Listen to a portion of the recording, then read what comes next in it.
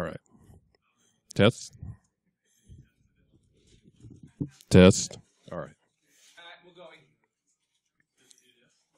Okay. Sorry for the delay. So everyone's familiar with getting these kinds of advertisements, emails, TV commercials, radio commercials, on and on it goes. It's estimated that the fake pharma business is, and some of those are legitimate TV commercials and whatnot, but the illegitimate stuff, it's estimated that it's a business that has made $75 billion with a B dollars annually. Though the stats are hard to come by, obviously, since it's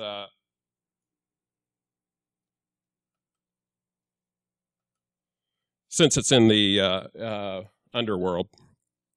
But the fake pharma is alive and well. If you start looking around the internet, you won't like what you find. This talk is based on an incident that my company worked about 3-4 years ago. And so that sounds like a long time ago, and that this problem would hopefully have been resolved. But it's still quite a prevalent problem, as I'm about to show you. Who am I? So I'm a principal security analyst at Sword & Shield. Normally, I pwn boxes. I don't try and stop them from being pwned, which was this incident that we worked. Every now and again, I get into the other side and try and stop the bad guys rather than be the bad guy. So the last bullet there. Once we get to the end of the presentation, hopefully you'll nominate or know of someone who can nominate me for the Nobel Peace Prize, and you'll understand why when we get there. All right. So we're going to have an intro. I'm going to get into the intrusion details. Obviously, no attribution. Though I will attribute other parts of the presentation. These unfortunate victims where we don't have any association with, and I'm sorry if you are associated with these, but it kind of makes more impactful presentation. Then if you see what you like and you actually want to become a pharma affiliate, I'm going to show you how to do that. Then we're going to do give you a step-by-step guide to finding an intrusion on your own, and then we're going to learn how to save the internet and mankind process. All right, let's begin. All right, it's not that complicated, guys. It's you'll see how easy this really is, and everybody can do it on their own. It's just simple search engine syntax. And you can follow along if you have a computer and hop on the wireless. All right, so imagine using an internet search engine to see if your favorite pharmaceutical is USDA approved, which, by the way, that's a bad search because the USDA doesn't control drugs. That's the FDA, right? So, but you see in that process, when you make that search, something unexpected. And you can see the search there, is Viagra approved? site:/USDA.gov. What in the world came up? The USDA, buy cheapest generic Viagra? What's up with that? Well, it just so happens, this is an example of comment spam. It's probably the most common examples that you'll see when you go Google searching for Viagra on the internet. Blogs, commentary sites, whatever these sites are that allow anyone to put input, allow for user feedback, you'll see this kind of stuff. USDA is no exception. This is an open USDA site where somebody submitted an interesting idea that has been around since April 5th of 2012. It's still there. I checked it the other day. And just as a side note, there is no approved generic version of Viagra, or at least that I know of. All right, so I knew I was coming to Nashville, and I asked around, hey, what's a really awesome restaurant to go to? And they gave me the site. They said, put in watermark-restaurant.com on your browser, and you can find out all about this wonderful restaurant. I was like, awesome, okay. So if you guys did the same thing, most of you would see this come up. Hey, great, Watermark Restaurant. Oh, by the way, is anybody from Nashville? Do you recognize this restaurant? Yeah, yes. I can give you some other sites that, I have some additional slides that are interesting too, but of more familiar places. But this is one that I decided to pick on. So most of you would see that. Now, I'm running Firefox with no script, and when I accessed the site, this is what I saw before I approved the JavaScript to run on the site. I'm like, what? What in the world? So we got some strange content here. It's got some words that probably aren't associated with the Watermark Restaurant. Like, I'm just assuming, okay, let's look at the source code and see what in the world happened as to why it threw this out. Well, when you view the source code, it actually has a whole lot of hidden words and links, sentences that don't make sense. So what's going on here? Well, this is an example of content and link spam, and someone has infiltrated this site, embedded some code that basically will, and often the reason is they want to get good search engine placement on, say, Google or Bing. So there's all these tricks and techniques that are used to do this. So one of the goals for the bad guy to direct people to fake pharma sites is to hop on sites that already have good placement in search engines or are well known. And in this case, our client was a good choice.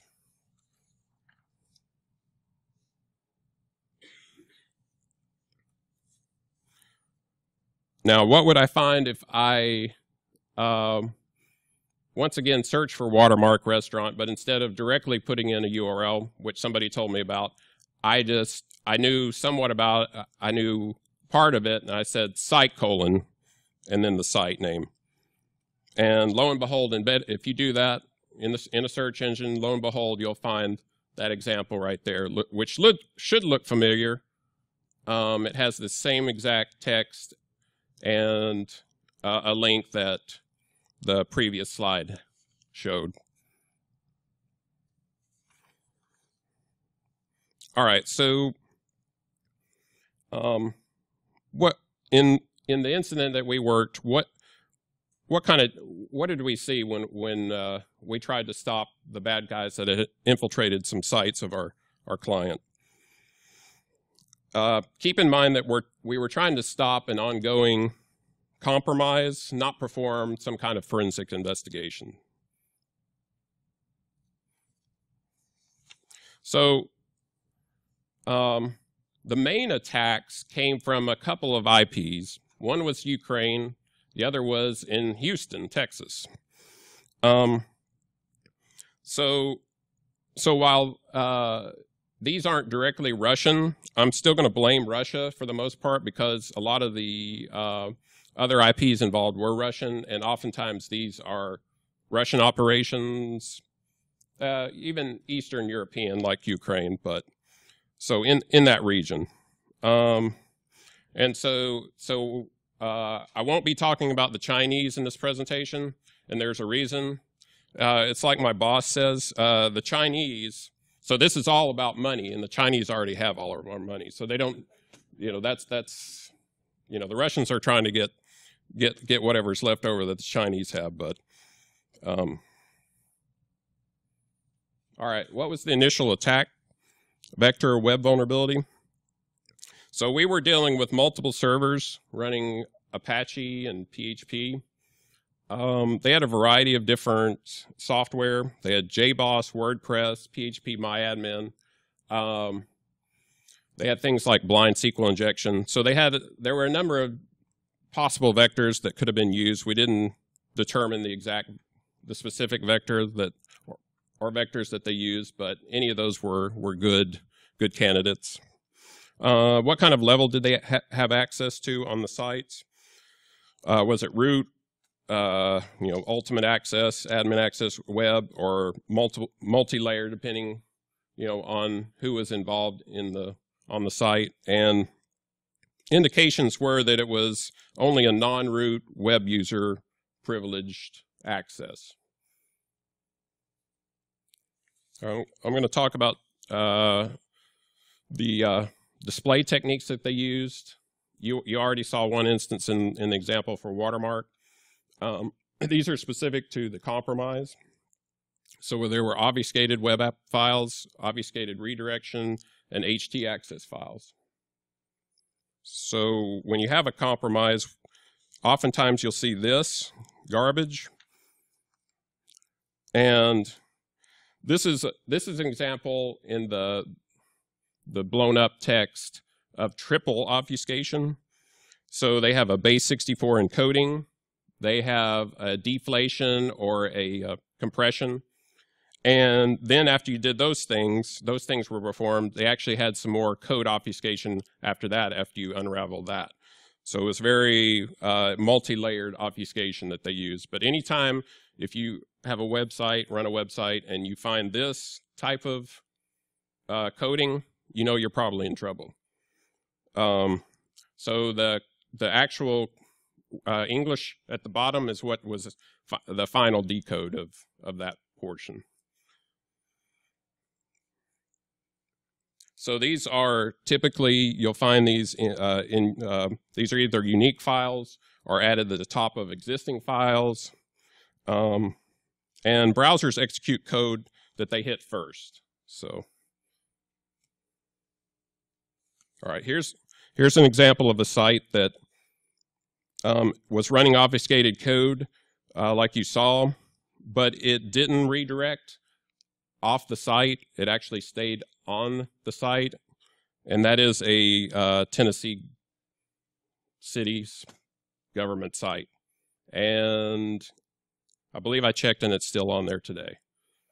And I pulled this example a long time ago. So the link that you see, some of the highlighted stuff, those are links. They link to fake pharma sites, so it would take you off the site once you clicked on a link.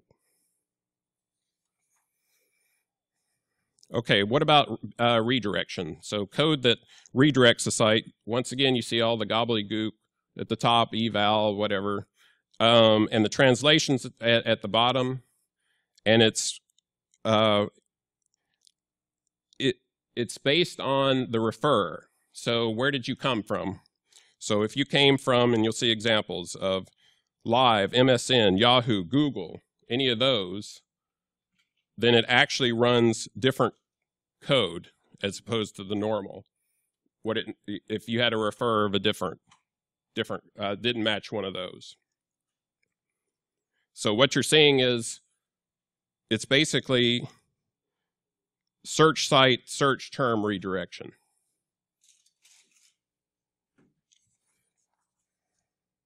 Here's the end result of a redirected Google search from a benign site. Pretty typical fake pharma type of page.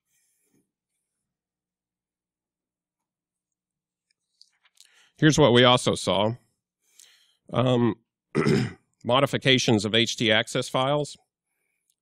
A normal one, a typical one is seen there, how it would be defined. And basically think of it as it's protection on a web page, you would see like a basic authentication pop-up or whatnot, and you have to put in credentials.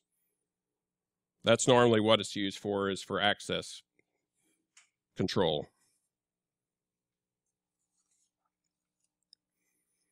So what was going on here? The Htaccess files we saw didn't match what that typical format was. So went to Wikipedia and it said, hey, the original purpose of Htaccess was for per directory access control. Great, we knew that. But then it goes on, nowadays, however, Htaccess files can override many other configuration settings. Okay. Here's what we saw in Htaccess files that had been compromised. Looks nothing like our example of a normal one. However, this is completely valid. And you'll see, once again, we have an example of, hey, if they came from Google, based on the refer field the browser had, hey, we're going to direct them to Canadian-medshop-247.com. One thing I want you to notice is at the end, what's tacked on at the end of those URLs, that's an affiliate identifier. So basically, if you become an affiliate, you want to get paid, and the only way you can get paid is if they identify you and know it was you as an affiliate that directed them to their site. So that's how it's as simple as that, a simple field that they pass quite often.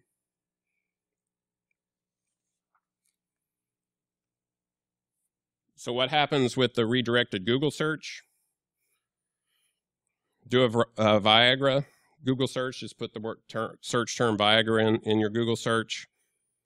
Click on a link, it goes to the legitimate website with compromised Htaccess files, and it does the redirection to the fake pharma site.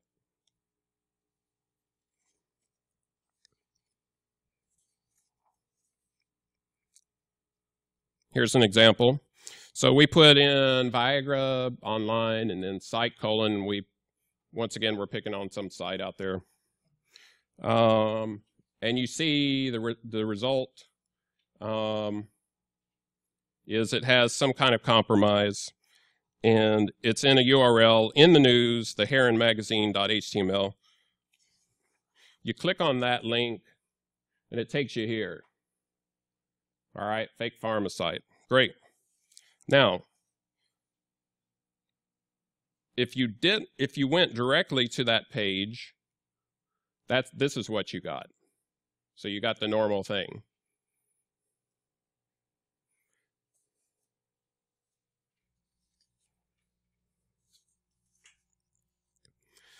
How did they maintain persistence? So one way they did it was through PHP web shells. And web shells are just backdoors into websites. This is an example of one, and it's called the Eugen shell.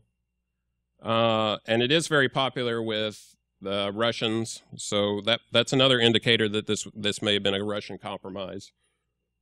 There are about 20 instances of this shell found across the sites. So they definitely wanted to maintain persistence. What kind of command and control did they have? Well, they went old school, and there were IRC connections. So they had botnets, an IRC bot running out on the undernet and the access for all. The .r file was an IRC daemon.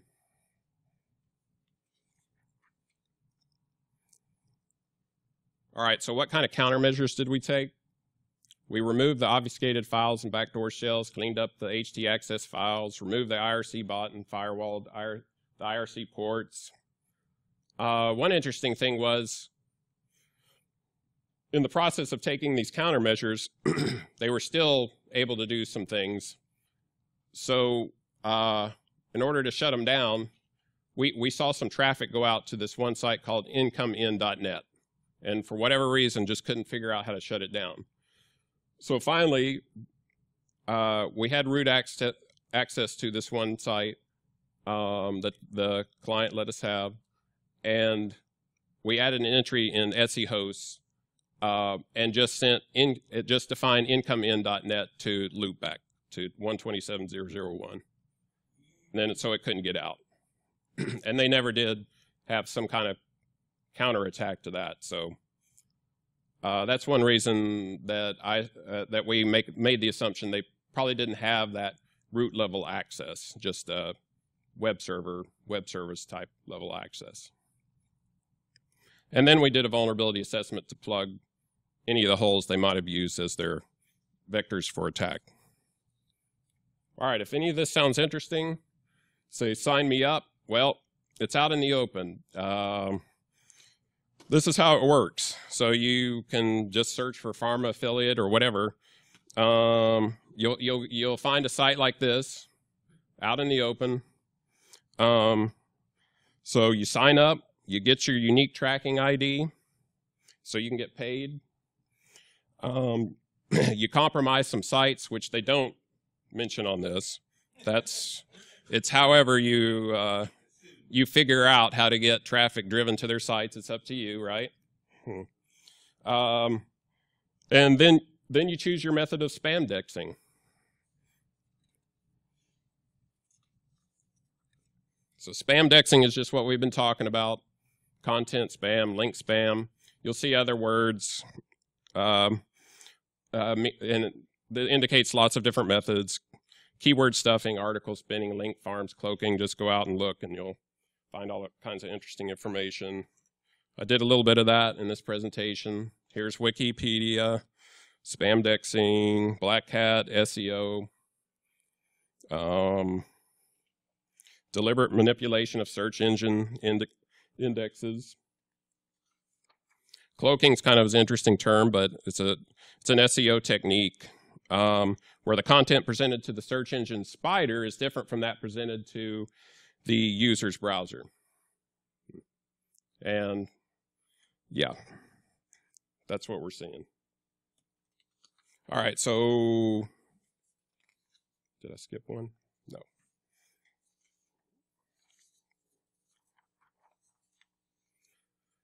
Okay. All right, so how can you do this on your own? It's as easy as plugging in those search terms that you saw in the previous slides, then a site, after that a space, and then a site colon, and then whatever. You can put in the full URL, you can put in their domain, whatever you'd like. Look for any verbiage that's not related to the site. It doesn't have to be Viagra, it could be whatever, Cialis, casinos, online casino, whatever. But it doesn't have to be just restricted to say your site or whatever. You can look across the entire internet, the beauty of Google. And you'll find all kinds of interesting things when you do that. Here's an example of some of the compromised sites from the past and even some currently. You should recognize a few of those sites in there at least, like the Tennessee Lottery, which was, when I first gave this presentation, it's been a year and a half, 2 years, something like that. It's still out there. You know, there's an example that you can find out there for them. It's still out there in their website. It's not prevalent on their site. It's just a couple of instances, but it is interesting.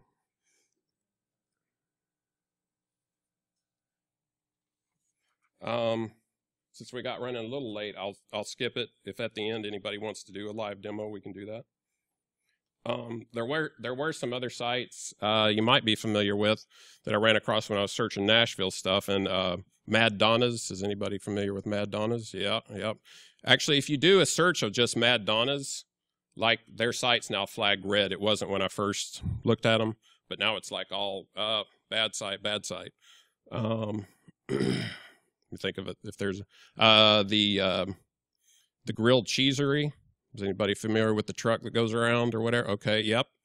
It was compromised. I think they've cleaned it up, but you can. The interesting thing about Google is you can actually go back to their cache and even if they've cleaned it up, if they haven't told Google or whatever and cleaned it, have them clean it out of their cache, it's still in there, and you can see what they did to them.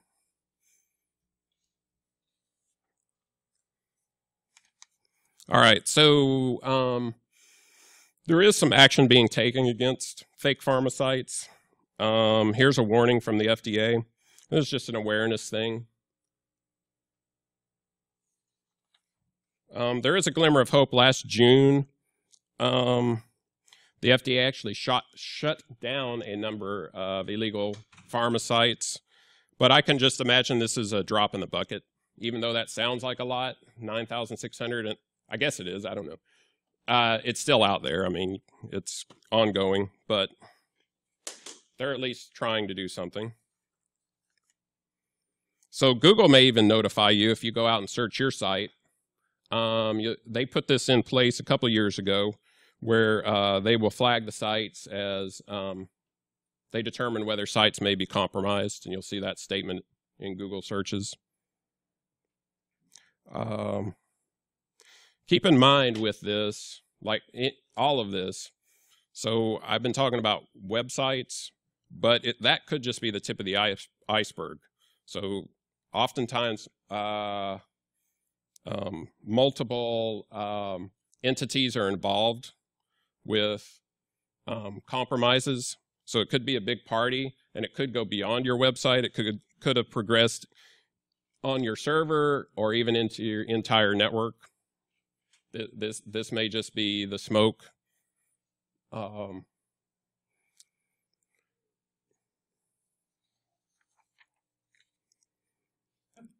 So I'm making a call, like, so oftentimes I think we feel powerless and like, hey, all this stuff is going on. The Chinese are grabbing everything and the Russians are taking all our money or whatever.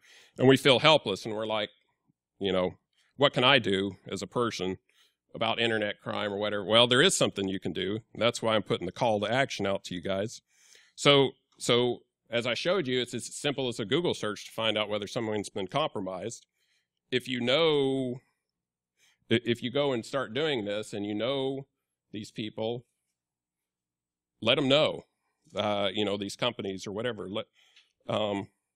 So the fake pharmaceutical industry, they have no bounds, no sites off limits. I mean, churches, charities, it doesn't matter. Like, these guys don't care. They're just opportunists looking for sites to compromise to spread their crap. So, so check sites that you know of. If you work, you know, help out a charity or go to a church, check those sites. And if you find something, let them know. Let the right people know. Oftentimes they list, you know, the webmaster contacts on these websites. Let them know.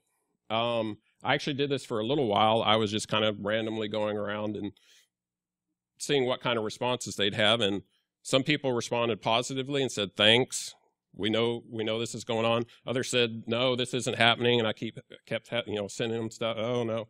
And then some just completely got ignored. So so this is why I make my pitch for coming full circle back around, my pitch for the Nobel Peace Prize, because I'm trying to advance peace and harmony on the internet by shutting this junk down. And so if you know, like a Nobel Prize, you know, if you got connections, then please, like, hit them up for that. Have the email address of the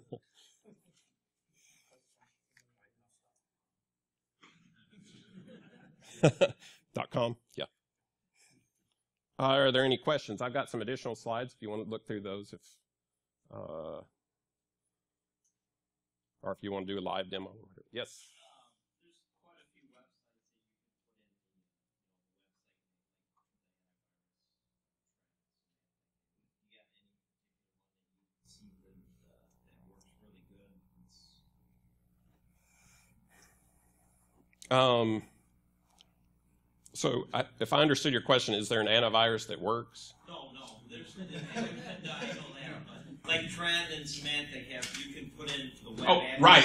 Yes. The site. Yeah. Checking the sites that way. Yes, I would recommend doing that.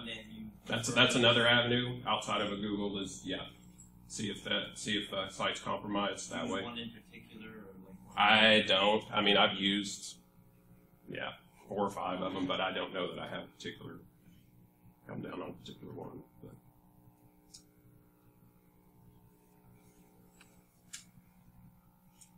So are there any simple things you can do to kind of see this stuff happening? I mean, I know you could use something like Tripwire and catch changes to your PHP site. Are there things you can monitor just to look for this stuff? Well, file changes, obviously, and odd ones like Htaccess. How often are you going to change your Htaccess file?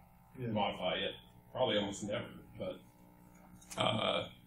so I would say file monitoring is Does Apache keep track of redirects? Like, does it put it in the access log if you do a redirect? It should. You get the 302s or whatever, the redirect. Okay, so if you were monitoring your Apache logs and saw a bunch of 302s to... Yeah, that might be an indication, okay. that you got an issue. Yeah. Here's Mad Donna's, and let me see what that... Yeah, that's actually on the site, the Mad Donna's website. They have a number of PHP files like that. There's the grilled cheesery. Down here, you've got all the words and the links, so forth. And that was before you kicked in JavaScript. That was another one of those that, like that first example I used. Here's the Tennessee Lottery site. This is still there, I believe. So you got some kind of 2007, some dude won the lottery, and then you got a bunch of the words and links below it. It's not a blog or a comment thing or anything, I don't think so. But it's not widespread on the site. I'm not real sure why. If they started doing stuff and they mostly cleaned it up and just missed that, or I don't know why. Here's an interesting one I found. Martha Stewart had a site. They let people get on there that I guess were well known in the Martha Stewart world or whatever. I don't know. The dreamers and the doers, and this site's compromised. Let me see where that is. I don't see where they particularly messed with that. No.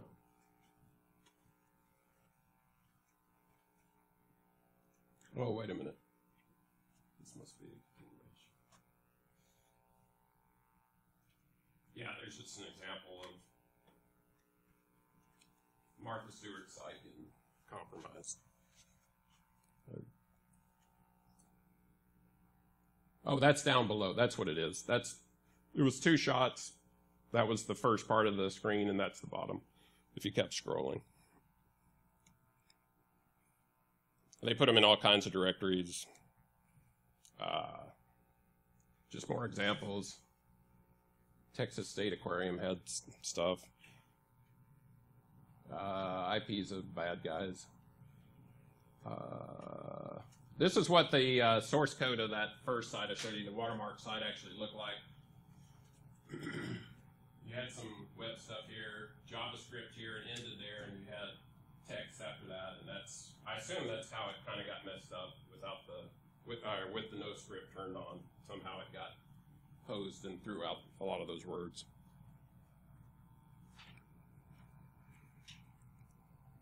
I mentioned the obfuscated code.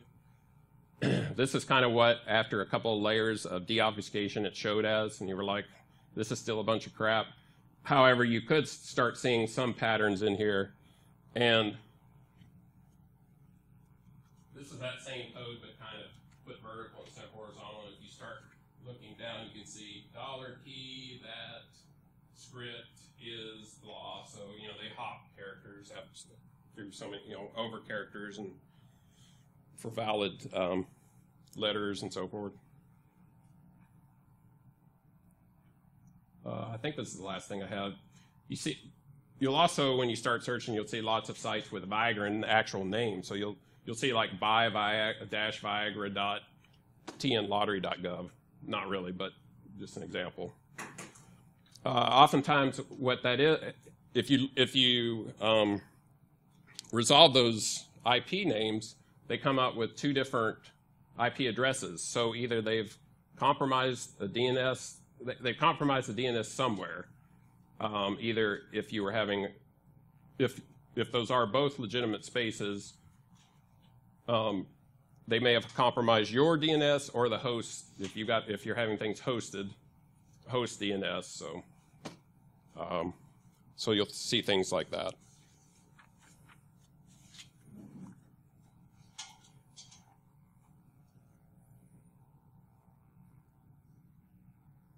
So if we can run off to lunch, or if you want to see a demo. Okay. Let's go buy some Viagra. See if this will work here. If you're going to be doing live websites, would you like me to stop recording at this point? Sure.